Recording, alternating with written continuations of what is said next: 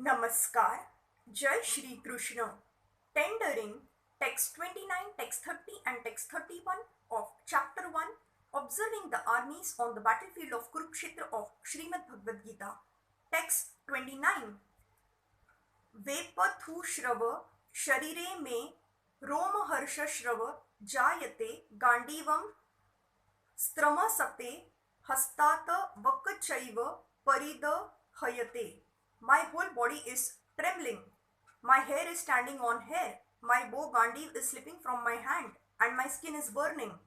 There are two kinds of trembling of the body and two kinds of standings of the hair on end.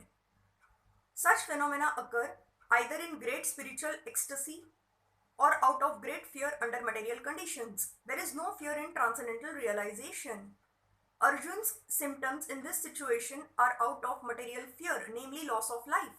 This is evident from other symptoms also.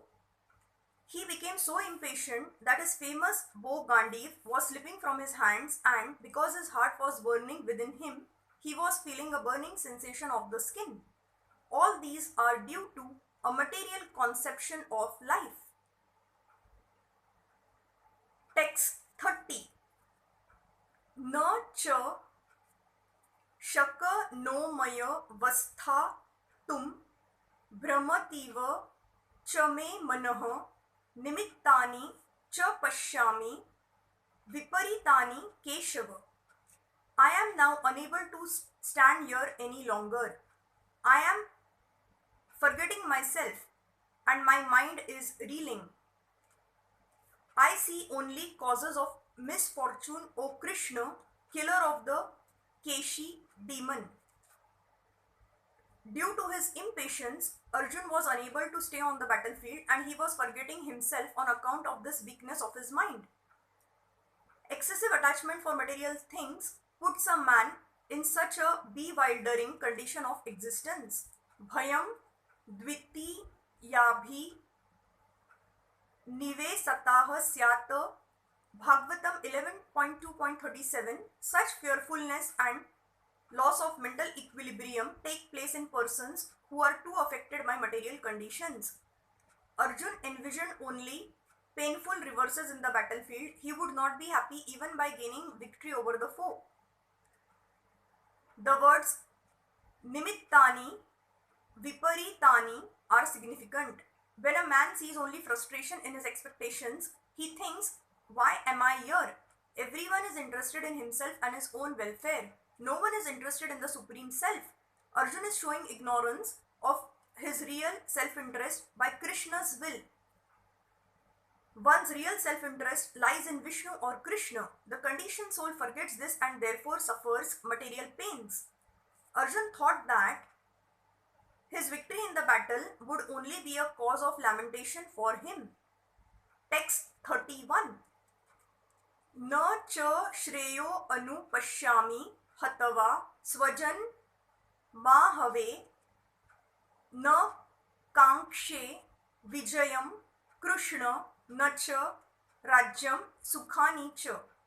I do not see how any good can come from killing my own kinsmen in this battle, nor can I, my dear Krishna, desire any subsequent victory, kingdom or happiness. Without knowing that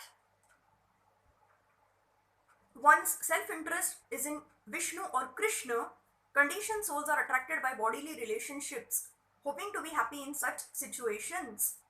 In such a blind conception of life, they forget even the causes of material happiness. Arjun appears to have even forgotten the moral codes for a Kshatriya. It is said that two kinds of men, namely the Kshatriya who dies directly in front of the battlefield under Krishna's personal orders, and the person in the renounced order of life who is absolutely devoted to spiritual culture, are eligible to enter into the sun globe, which is so powerful and dazzling. Arjun is reluctant even to kill his enemies, let alone his relatives. He thinks that by killing his kinsmen, there would be no happiness in his life, and therefore he is not willing to fight, just as a person who does not feel hunger is not inclined to cook. He has now decided to go into the forest and live a secluded life in frustration, but as a Kshatriya, he requires a kingdom for his subsistence.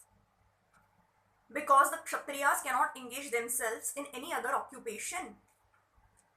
But Arjun has no kingdom. Arjun's sole opportunity for gaining a kingdom lies in fighting with his cousins and brothers and reclaiming the kingdom inherited from his father, which he does not like to do. Therefore, he considers himself fit to go to the forest to live a secluded life of frustration. Thank you.